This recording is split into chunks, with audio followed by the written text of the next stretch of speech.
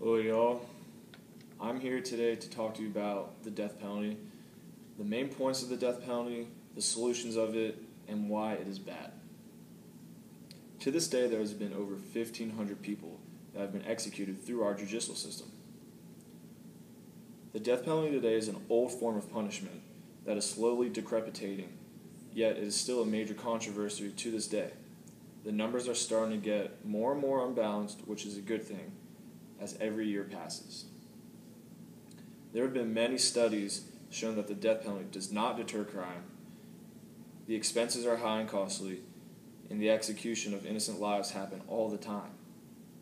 The death penalty is a form of punishment that is outdated and morally wrong.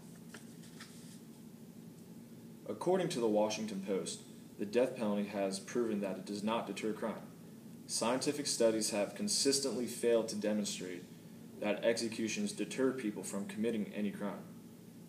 Around our country, states without the death penalty, have a lower murder rate than the neighboring states that have the death penalty, according to the Washington Post.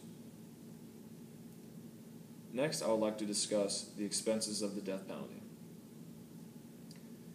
The cost of every execution outweighs the cost of life without parole. According to the Oregonian, in 1995, the trials for 3 Washington County murder cases cost more than $1.5 million. One was sentenced to death, and the 2 others, one for whom was found guilty of 4 murders, are not on death row. In 2000, the Oregon Judicial Department alone would save $2.3 million annually if the death penalty were to be eliminated. It is estimated that the total prosecution and defense cost the state and counties equal up to $9 million per year. Next, I would like to talk to you about why the death penalty is more of a lottery than anything.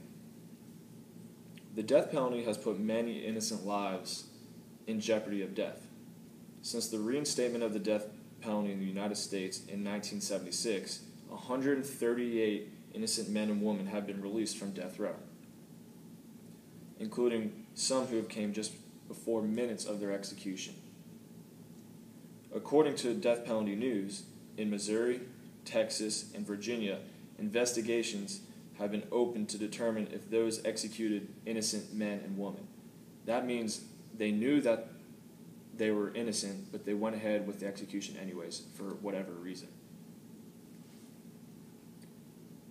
Race and economic roles help impact the decision of who gets put on death row and who doesn't.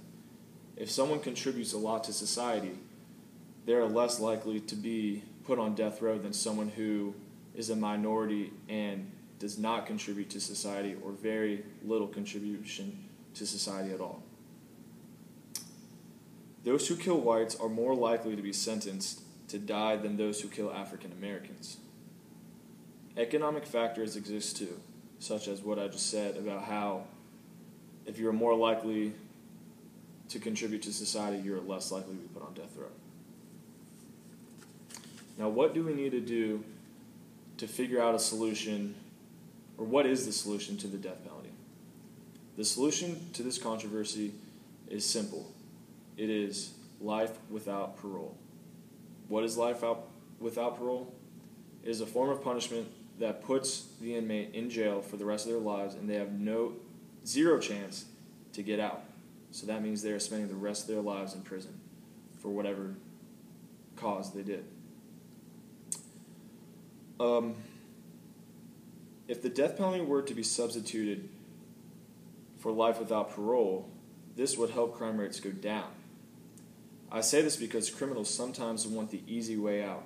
If they know that they're going to be put in jail for the rest of their lives, they may kill themselves in jail, or they would want to die. So this substitute for the death penalty is not going to let them take the easy way out. They're going to not necessarily enjoy, but they're going to go through a long life just sitting in jail, and that's the form of punishment that should be substituted for the death penalty. I'm Andrew. Thank you for turning in. It was nice talking to y'all.